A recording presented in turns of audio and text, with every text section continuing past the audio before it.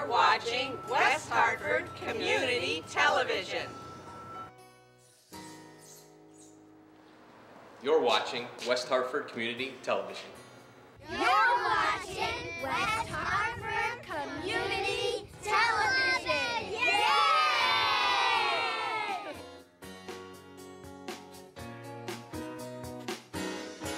For the community, by the community.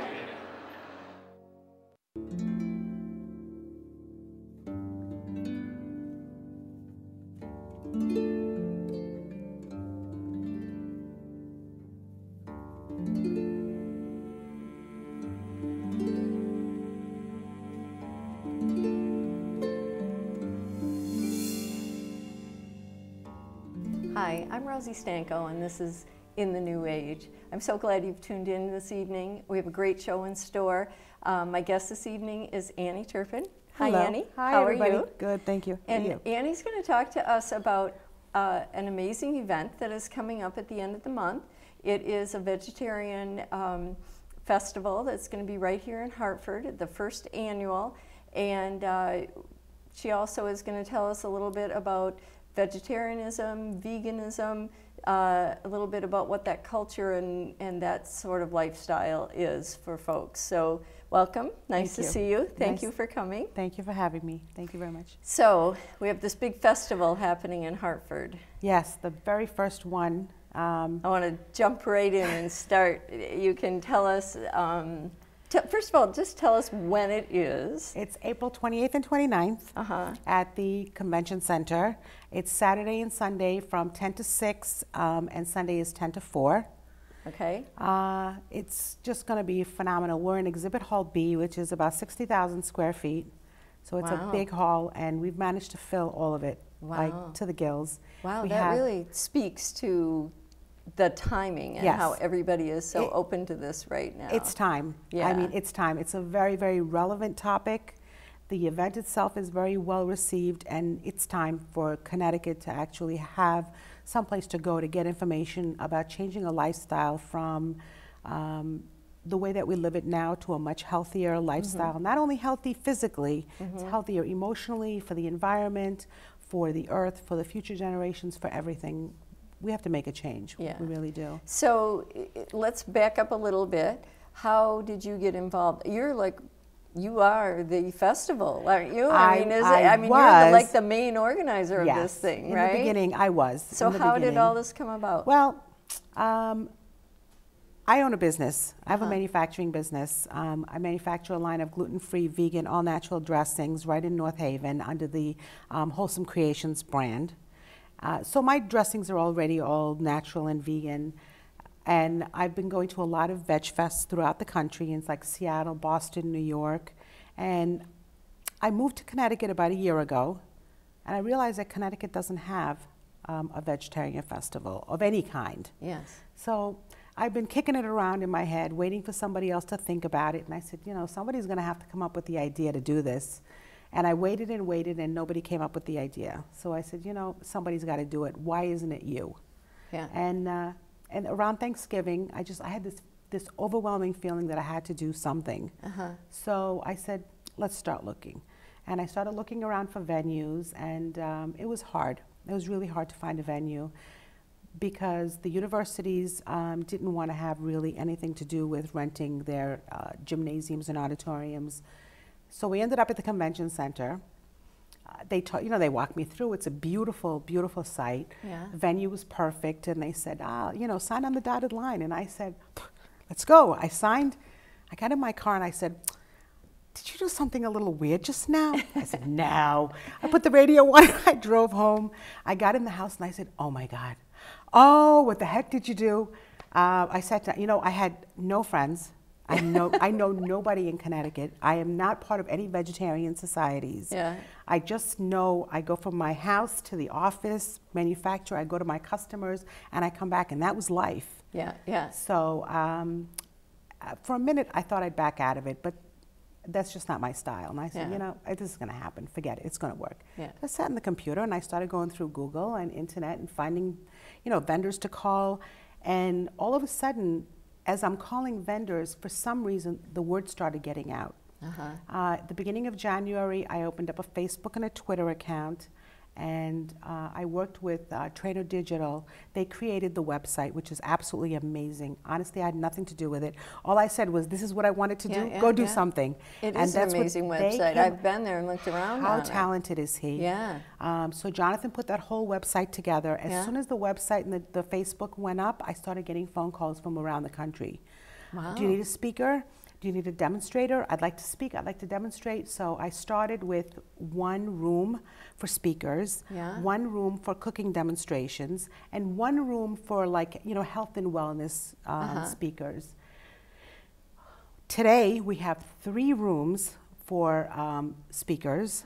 We have 2 cooking and raw foods demonstration rooms. We have 1 health and wellness speakers room.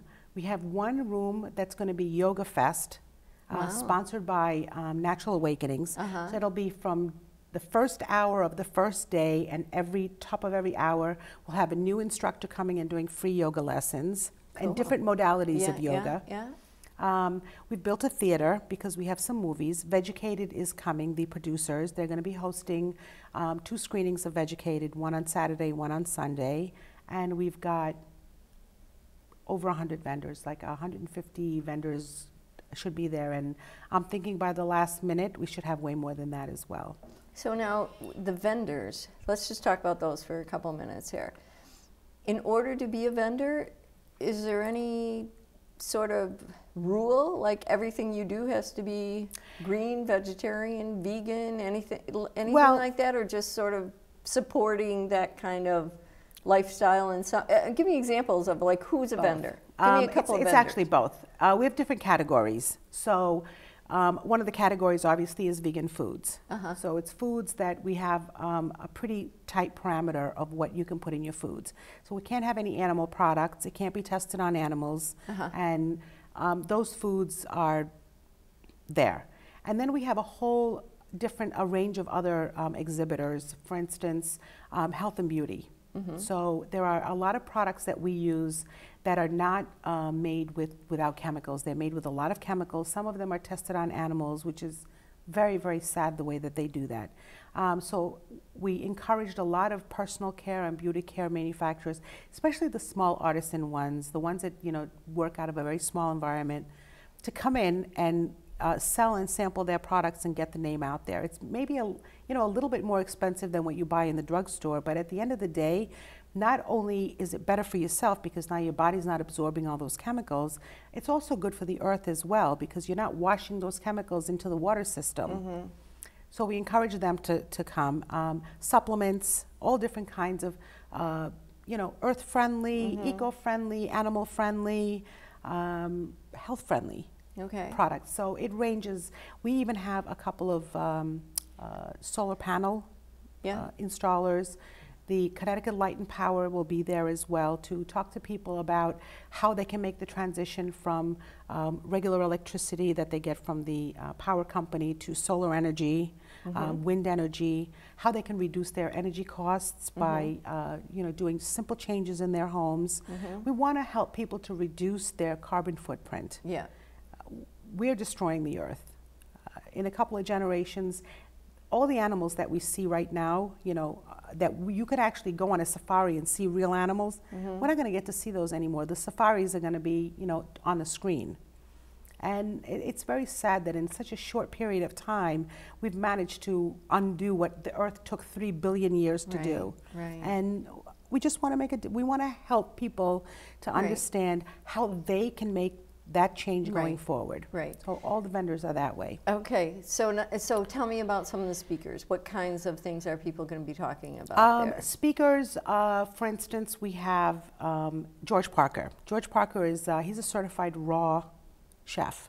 So all the food that he eats and that he cooks, and he doesn't cook, but it's all raw. And the point of having raw food is the enzymes that are in the foods that we need to digest this food and to absorb the nutrients. Those disappear when we cook. And I'm not that familiar with it. I only just started actually, I increased my raw intake every day from like, I don't know, 10% to 55% right now, and hopefully going up a little bit more every day. But it's a commitment, and he's definitely made the commitment, and he's going to have 2 different speaking slots, one for Saturday and one for Sunday, where people can really come and get very educated. He's extremely knowledgeable, and he'll be there for that. Organic Trek, which is another couple that are all about raw foods, they're going to have a talk on dehydrators and dehydrating your food and the benefits of that. They will be there. Vegan supplements, how to gradually move into a vegan vegetarian lifestyle. So our hen house, which is 2 ladies, Jasmine Singer and Marianne, I can't remember her name for the life of me, but it's Jasmine Singer and Marianne from rnhouse.com. They're coming as well. Very knowledgeable. They do a lot of advocacy work. They got a couple of different really good prizes, awards this past year.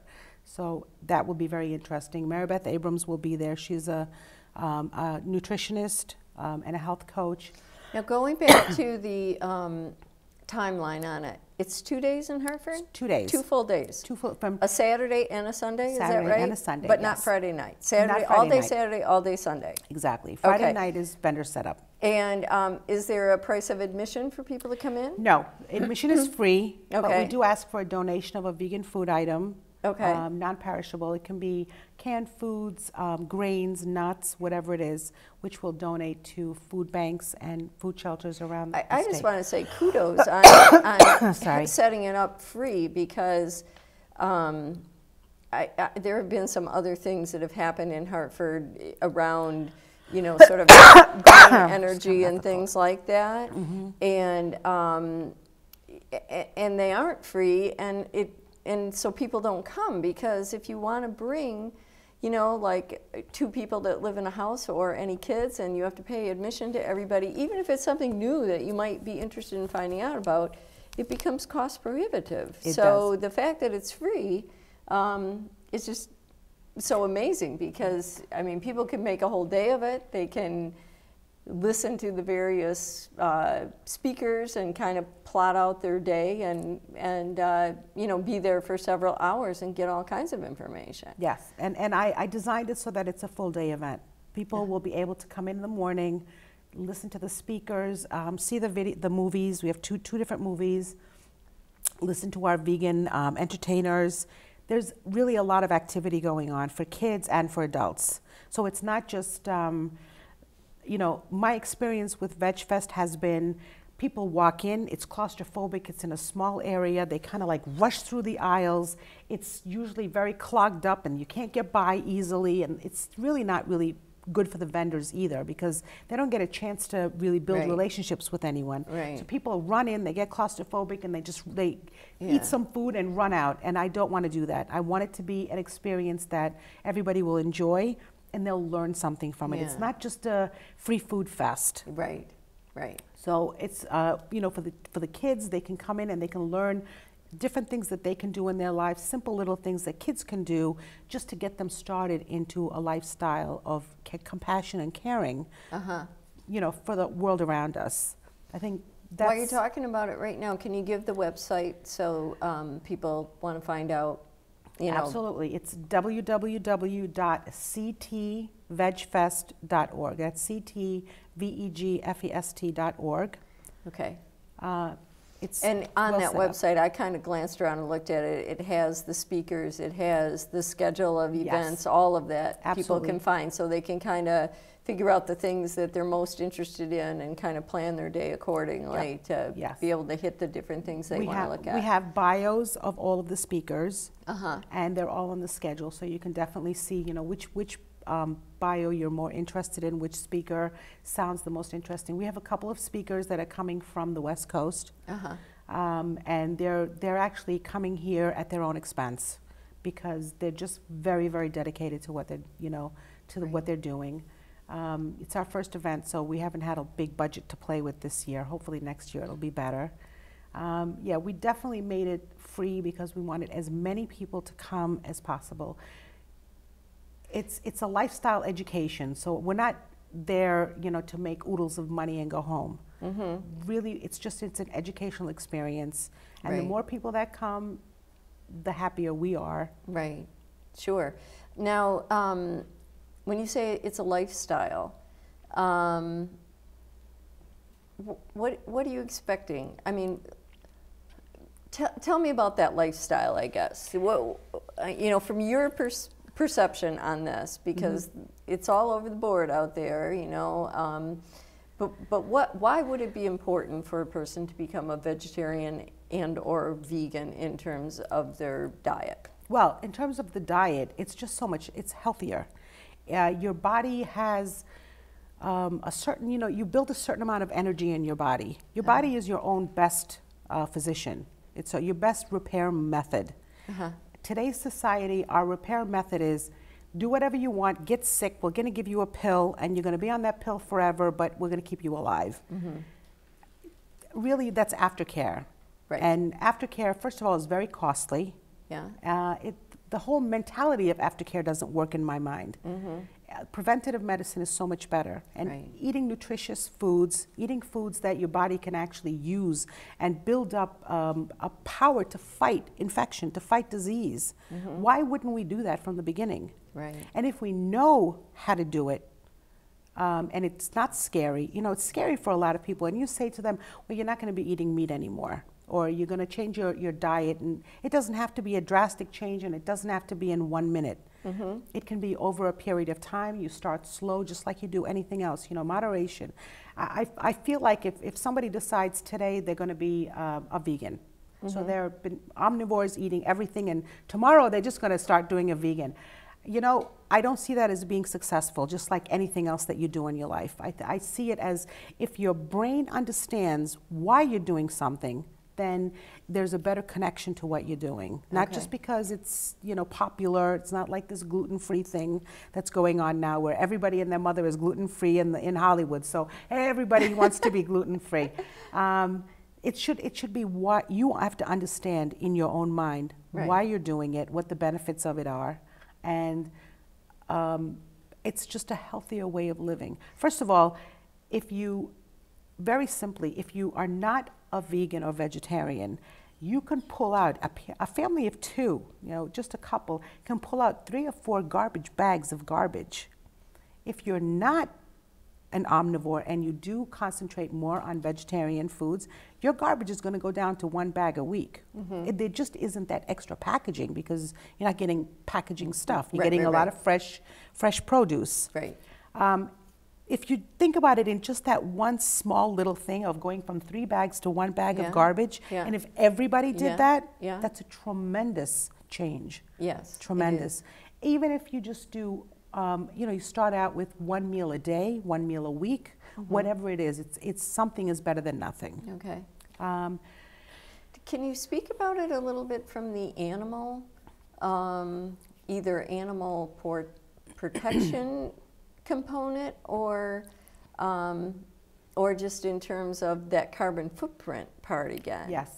You know, when I think about that, I think, you know, how much food does it take to feed the cow that then you're going to kill the cow and eat the cow? Whatever. And I'll let you speak. But actually, I just read the other day that it takes 35 times more water to raise a cow than it does to raise the food that the cow eats, which would be the same thing that we eat, you know, to raise produce. Right. The amount of wasted water, the amount of pollution that we cause, if you just take like chicken, because chicken is, you know, everywhere, the amount of refuse from raising and slaughtering and chickens just for fast food restaurants, I mean, it can fill stadiums in every city 10 times a year. That's just, and there's nothing to do with that. That goes into the water. It pollutes the water. It pollutes the soil. It uses valuable resources, and it's damaging to us. It's damaging to us physically. Why would we do that?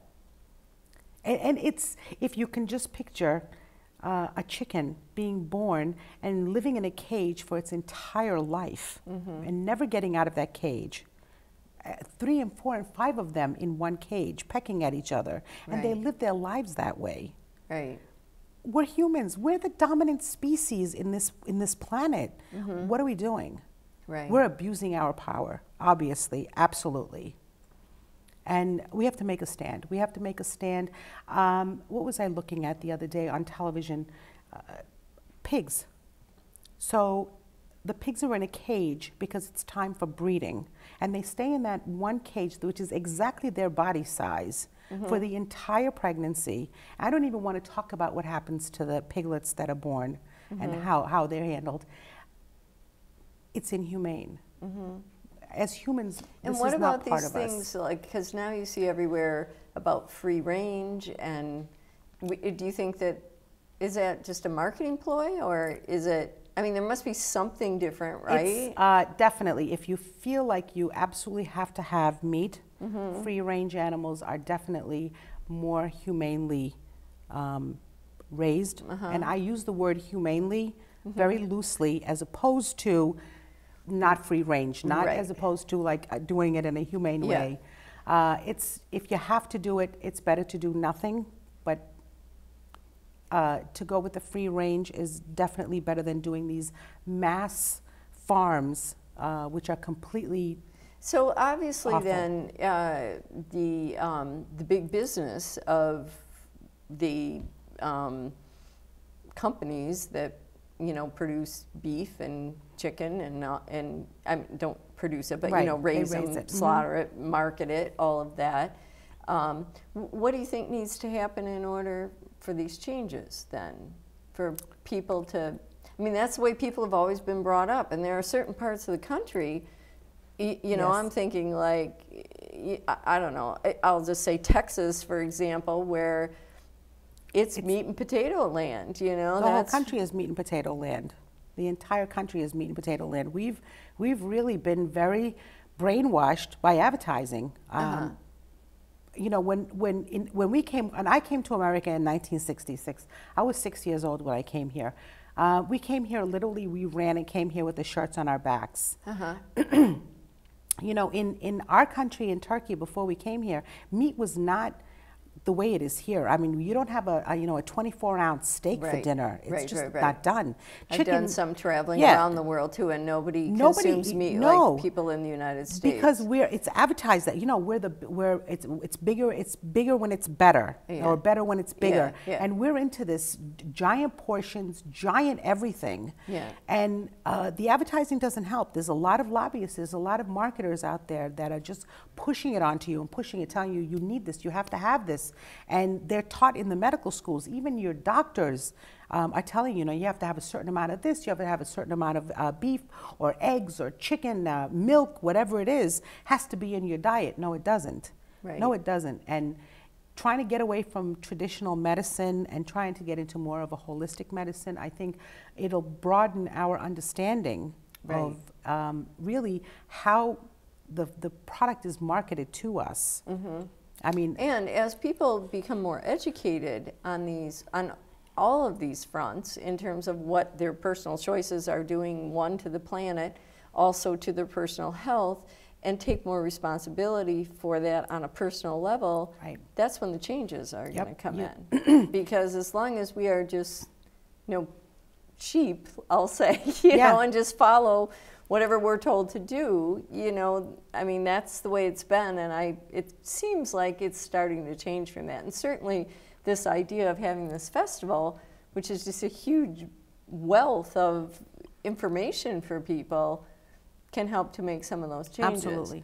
Education is key, understanding is key, and understanding and taking responsibility for our own health is a very, very key component. Because I think like when people stop buying certain things, then that's when people are going to stop selling them. Absolutely. Absolutely. As long as people go along with some of this stuff, it's going to continue to be there. Listen, we are, as consumers, we direct our suppliers as consumers. And as long as we continue to buy, manufactured, processed, chemical-filled, preservative-filled products, and we eat those. One of the things that really blew me away is in November, natural nutmeg asked me to write an article for them on the differences between regular food purchased and all natural, like when the label says all natural. So I said, how hard can it be? So I get on the internet and I do a little research, and the question is not the difference between all natural and not all natural. The difference is, even when it says all natural, is it really